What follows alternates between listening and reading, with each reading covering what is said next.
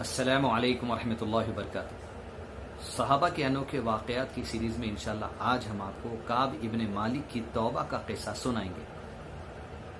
جنگ تبوک کا موقع تھا جہاں پر 30,000 کا مسلمانوں کا لشکر تبوک کی طرف نکلا اور الحمدللہ فتح کے ساتھ واپس مدینہ لوٹا۔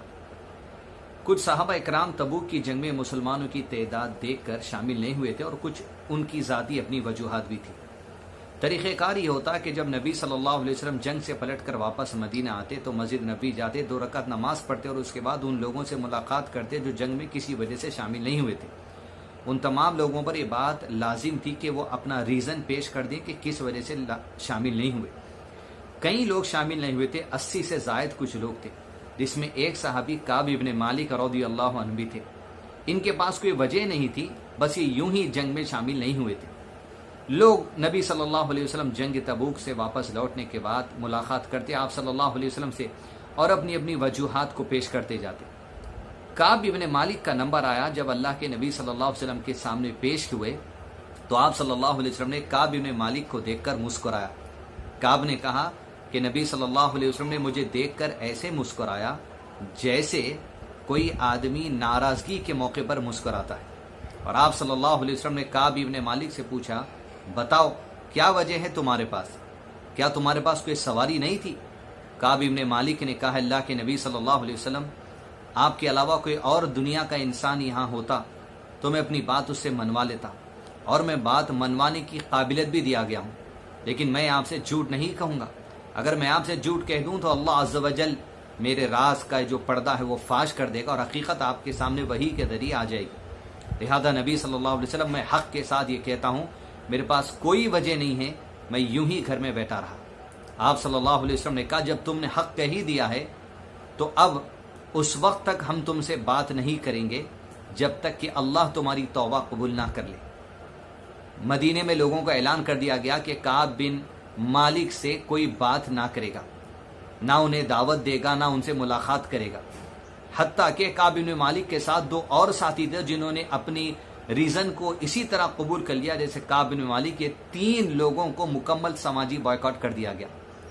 حتیٰ کہ کعب بن مالک کہتے، لوگوں کو میں سلام کرتا تو سلام کا جواب نہیں دیتے، یعنی غلطی کا احساس دلانے کے لیے۔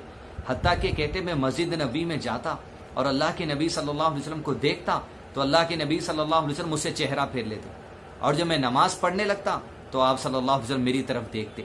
یہاں تک کہ لوگ جو پہچانت کے قریب دوست احباب ہوتے انہیں بھی سلام کرتے تو وہ سلام کا جواب نہیں دیتے۔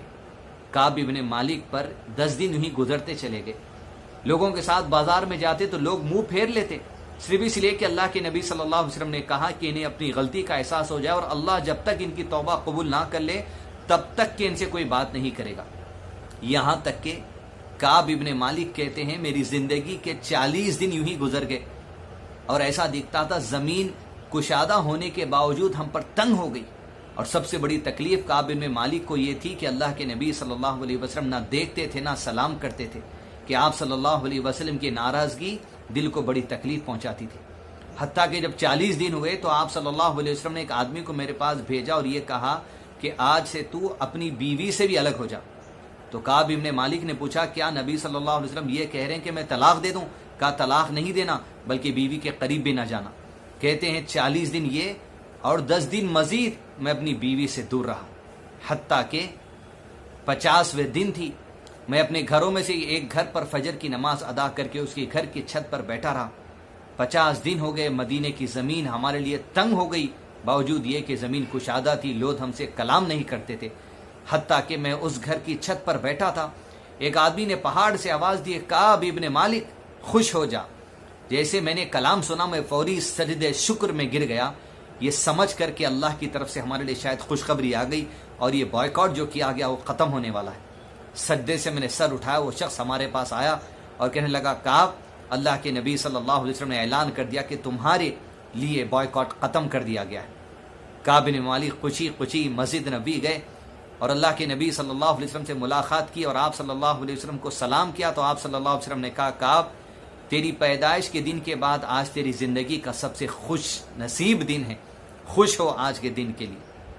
کعب ابن مالک نے پوچھا، اللہ کے نبی صلی اللہ علیہ وسلم، بس یہ بتائیے یہ آپ کا فیصلہ ہے کیونکہ آپ حاکم ہیں، یا آسمانوں کے رب کا فیصلہ ہے؟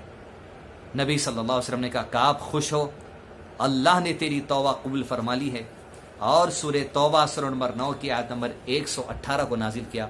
بسم اللہ الرحمن الرحیم۔ وعلى الثلاثة الذين خلفوا حتى إذا ضاقت عليهم الأرض بما رحبت وضاقت عليهم أنفسهم وظنوا أن لا ملجأ من الله إلا إليه ثم تاب عليهم ليتوبوا إن الله هو التواب الرحيم۔ ان تینوں لوگوں کا ذکر کیا گیا، زمین باوجود کشادہ ہونے کے تنگ کر دی گئی، اللہ نے ان کی توبہ قبول کر لی تاکہ وہ اللہ کی طرف رجوع کرے۔ حدیث دوستو، یہ صحابہ کی توبہ کے طریقے ہیں، ان کا جذبہ، ان کا ایمان۔ شاید اس واقعے سے ہماری زندگی میں کچھ تبدیلی آ جائے، یہی مقصد ہے۔ السلام علیکم ورحمۃ اللہ وبرکاتہ۔